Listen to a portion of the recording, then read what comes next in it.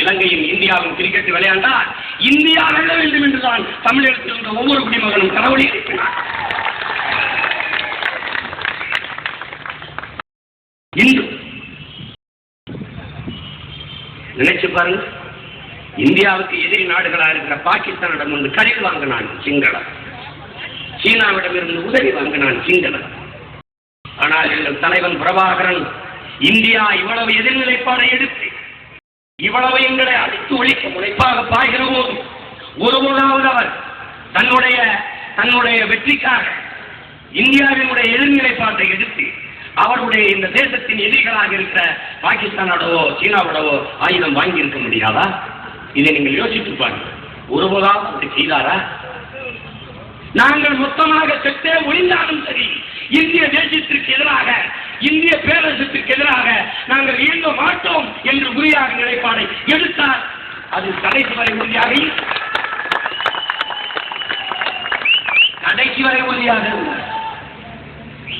இதை யாரும் மறுக்க முடியாது. நீங்க நினைச்சு பாருங்க, இன்னைக்கு ராஜபக்சே என்ன செஞ்சு வச்சிருக்கிறான்? மொத்த இலங்கையும் கூறு போட்டு வச்சிருக்கிறான். அம்மாந்துறையில சீனாவுக்கு வந்து கடற்படை ராணுவம் கட்ட அனுமதி கொடுத்து கட்டி வச்சிருக்கான் சீனா. பாகிஸ்தானுடைய மொத்த ராணுவத்திற்கு அங்க இருக்கிறான். விமானத்தை ஓட்டல, விமானம் ஓட்டி யாரு? பாகிஸ்தானியன். பாகிஸ்தான் கடவுச்சீட்டுல இலங்கைக்குள்ள வந்து இறங்கிட முடியும். இலங்கை குடியுரிமை பெற்று இந்தியாவுக்குள்ள வந்துட முடியும். இவ்வளவு பெரிய பேராபத்து இருக்கிறது. இது என் தேசத்திற்கு தெரியுமா? தெரியாதா? தெரியும். இந்தியாவினுடைய தோள்பட்டையில பாகிஸ்தான் சீனா வருகிறான். அடிச்சாங்கன்னா பெரிய பாதிப்பு ஏற்படும்னா இந்த தேசம் ராணுவ தளவாடங்களை, கருவிகள், ஆயுதம், துப்பாக்கி போன்ற கருவிகள், ஆயுதங்கள் உற்பத்தி செய்கிற தொழிற்சாலைகளை எல்லாம் தென் மாநிலங்களில் கொண்டாந்து வச்சாங்க. அது உங்களுக்கு தெரியும். தூத்துக்குடியில் துப்பாக்கி தொழிற்சாலை, இந்த மாதிரி பல்வேறு ராணுவ தளவாடங்களை தென் மாநிலங்களில் கொண்டாந்து வச்சாங்க. இன்னைக்கு என்ன நடந்திருக்குது? இந்தியாவின் காலடியிலே இருக்கிற இலங்கையில் வந்து சீனாவும் பாகிஸ்தானும் கால்வதற்கு நிற்கிறாங்க. அடிச்சா எங்க அடிப்பான்? முதல்ல நாம தான் அடிப்போம். உன் தலையில் இருந்த ஆபத்து இப்போது காலிலும் உருவாகிவிட்டது. இதை இந்த தேசம் கவனித்ததா இல்லையா? அதுக்கு தெரியும். தன் தேசமே நாசமானாலும் பரவாயில்லை, என் இனம் அழிந்து ஒழிய வேண்டும் என்கிற மூர்க்கத்தனமாக பாய்ந்ததை ஏன் விடுதலை புலிகளை கொன்று ஒழித்துவிட வேண்டும் என்ற வெறியோடு நீங்கள் பாய்ந்தீர்களே, அது ஏன்? விடுதலை புலிகளை அழிச்சு கொள்ளணும். ஏன் அழிக்கணும்? நாங்க செஞ்ச பிள்ளை என்ன? எதற்காக அழிக்கணும்? சரி, அழிச்சிட்டீங்க. இப்ப அவன் சொன்னானே, விடுதலை புலிகளை எல்லாம் கொண்டு ஒழிச்சிட்டு தமிழர்களுக்கு சுதந்திரமான வாழ்க்கையை கொடுத்தேன்னு கொடுத்துட்டானா? விடுதலை புலிகளை ஒழிக்கட்டும். ஒழித்துவிட்டு அந்த மக்களுக்கு சுதந்திரத்தையும் சமப்பெயரையும் அதிகாரத்தையும் தரட்டும் என்று பேசிய பெருமக்கள் எல்லாம் இப்போது பேசாமல் மௌனமாக இருப்பதற்கு காரணம் என்ன?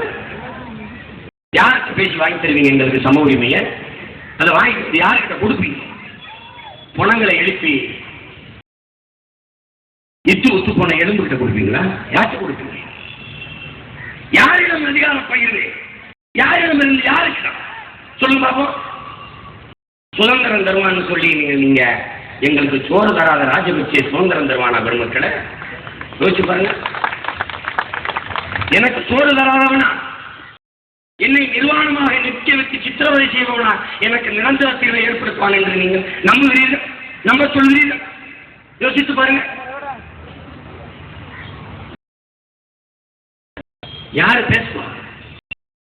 அந்த நாட்டின் தலைமை நீதிபதி சரத்தியில் சில்வாங்கிற ஒரு பெருமகள் அங்கே நிற்கிற அகதிகள் முகாமில் உலகத்தில் எந்த நாட்டில் நடந்திருக்குது? தன் சொந்த நாட்டு மக்களை அகதியாக சிறைபிடித்து வைத்தது உலக நாட்டில் ஒரு நாடு சொல்லுங்க பாப்போம்.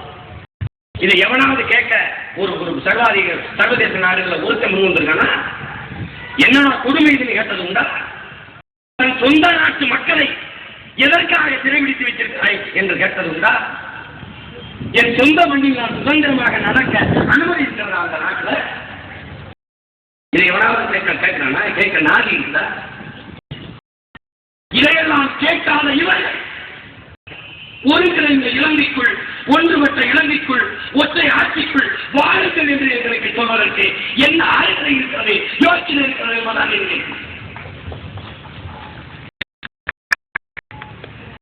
யோசிச்சு பாருங்க. 3.5 லட்சம் மக்கள் மின்சாரம் மாற்றப்பட்ட இரும்பு கம்பிகளுக்குள்ள பிள்ளைகளிடமிருந்து தந்தையை பிடித்து, கணவனிடமிருந்து மனைவியை பிடித்து, அண்ணனிடமிருந்து தங்கையை பிடித்து, தனித்தனியை சிறை வைத்து ஒரு ரொட்டி துண்டுக்கு 10 கிலோமீட்டர் வரிசையில் நின்று பசிச்சிருந்த குழந்தைங்களுக்கு பால் கொடுக்க முடியாம பட்டினியால் செத்து கிடக்கும் குழந்தை அம்மா அழாம உட்கார்ந்துருக்கிறா.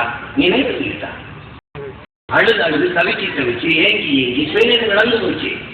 குழந்தை செத்து கிடக்கு, எறும்பு முடிச்சுது. எனக்கு என்ன இருக்குது அந்த அம்மா? உலகத்தில் எந்த இனத்திற்கு இந்த அவலம் நேர்ந்திருக்கிற சொந்தங்களை சொல்லுங்க பாப்போம். கணவன் செத்து கிடக்கிறான், மனைவி பேசாமல் போகிறார், அவன் நினைவில்லை.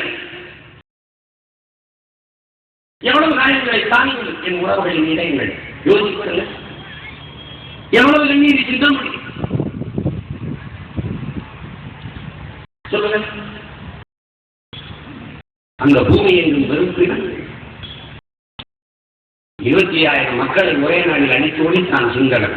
அந்த இறுதி கட்ட போலிருந்த 3 நாள் போரில் கடைசி 25,000 பேரை போர்ல காயம் பட்டு அப்படியே பதுங்கி இருந்த மக்களை அதை மீட்டெடுத்து அவர்களுக்கு உயிர் கொடுத்து உணவு கொடுத்து காக்க வேண்டிய கடமையை செய்யக்கூடிய ஒரு நாட்டினுடைய ராணுவம், நீங்க நம்ப முடிகிறதா பாருங்க, பதுங்குகுடிகளையே புலைகுலியாராக மாற்றி அப்படியே புல்டோசரையும் ராணுவ பீரங்கி வண்டிகளை வச்சு அப்படியே நசுக்கி மண்ணை போட்டு 25,000 பேரை மூடி விட்டு போய்விட்டாங்க. உயிரோடு சமாதி ஆக்கிவிட்டானே இந்த கொடுமையை செய்த அந்த சிங்கானை உலகத்தில் ஒரு நாளிலும் கண்டிக்காதே. இவ்வளவு ஒரு மனித பேரவலம் நிகழ்ந்திருக்கிறது, ஒரு மனித உரிமை மீறல் நிகழ்ந்திருக்கிறது, ஒரு போர் குற்றத்தை ஆண்டுவிட்டு செய்திருக்கிறார். அவனை விசாரிங்கள் என்று உலக நாடுகள் மன்றத்திலே, ஐநா பாதுகாப்பு மன்றத்திலே தீர்மானம் நிறைவேற்ற போனால் என் இனத்தை அழித்து உழைக்கிற அந்த கொடுஞ்செயலுக்கு கடன் கொடுத்து உதவிய இந்த வண்ணாதிக்கத்தின் தலைமை இந்த இந்திய பேரரசு அந்த தீர்மானத்தையும் எதிர்த்து வாக்களித்து முதல் கையெழுத்து இலங்கை, 2வது கையெழுத்து இந்தியா. அந்த துரோகத்திற்கும் துணை இருக்கிறத என் இனத்தையே அழித்து முடித்த ஒரு தேசத்தின் மீது எனக்கு நேச வர வேண்டும் என்று எதிர்பார்க்கிறார்கள். இது எந்த வழியில் நியாயம் உலகத்திலே? இந்த வழியில் சொல்லுங்க. ஆனாலும் இந்தியன் என்று சொல்ல வேண்டும் என்று எதிர்பார்க்கிறீர்களே, இதை விட ஒரு இழிவான செயல் ஏதாவது இருக்கிறதா? சொல்லுங்க. நான் இதை சொன்னால் இந்திய தேசிய இறையாண்மைக்கு எதிராக பேசுகிறான் சீமான் என்று சிறைப்படுத்துகிறீர்களே, இதுதான் கண்ணியமிக்க இந்த தேசத்தின் இறையாண்மையா? சொல்லுங்க. 6.5 கோடி ஒரு தேசிய இனத்தின் பிள்ளைகளின் உணர்வுகளை கொஞ்சமும் மதிக்காத, கொச்சைப்படுத்துகிற, ஊனப்படுத்துகிற, ஈரத்தனமான காரியத்தை செய்கிற இந்த இந்திய தேசியத்தை நான் எப்படி நேசிப்பதை நண்பர்கள் சொந்தங்களே சொல்லுங்க பார்த்து.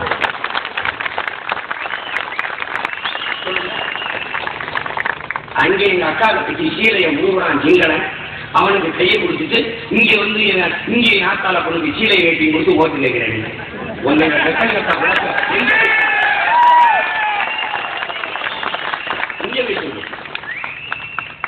உன் குழந்தை பட்டினி கிடந்து பார்த்துருக்கியா? பாலின்றி தவிக்கிறது பார்த்துருக்கியா? உன் அக்கா அம்மனம்